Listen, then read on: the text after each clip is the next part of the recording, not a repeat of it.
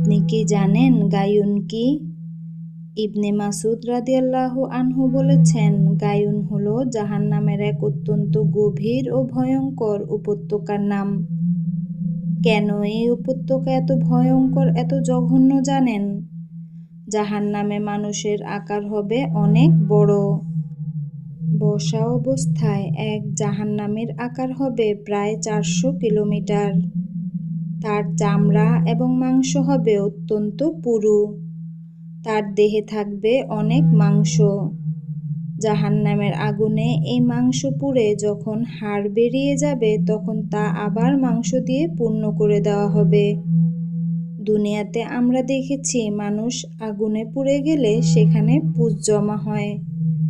জাহান্নামে মানুষ বারবার আগুনে পুড়বে আর বারবার পুঁজ জমা হবে। সেই পুঁজ কোথায় গিয়ে জমা হবে জানেন? তা জমা হবে জাহান্নামের গায়ুন উপত্যকায়। কারা থাকবে গায়ুনে?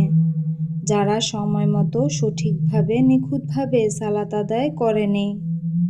আপনি কি জানেন সাকার কি?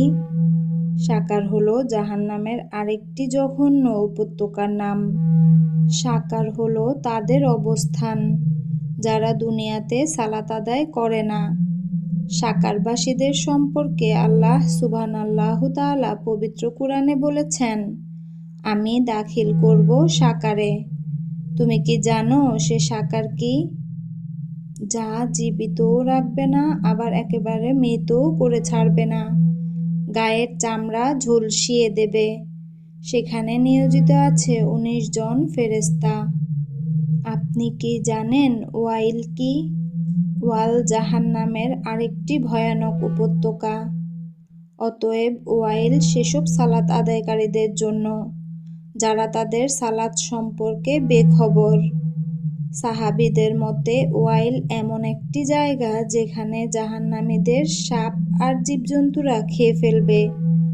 তারপর তাদের দেহ পূর্ব অবস্থায় ফিরে আসবে।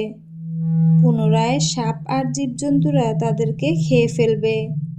পুনরায় দেহ ফিরে পাবে। এইভাবে চলতেই থাকবে। ওয়াইল সম্পর্কে আল্লাহ সুবহানাল্লাহু তাআলা আরও বলেছেন, যখন তাদেরকে বলা হবে নত হও, তখন তারা নত হয় না। সেদিন মিথ্যা আরোপকারীদের জন্য ওয়াইল হবে। আর যারা সালাত আদায় করে না, কারা হবে আখেরাতে তার বন্ধু? কিয়ামতের দিন সে ফেরাউন, হামান আর কারুনের সঙ্গে থাকবে।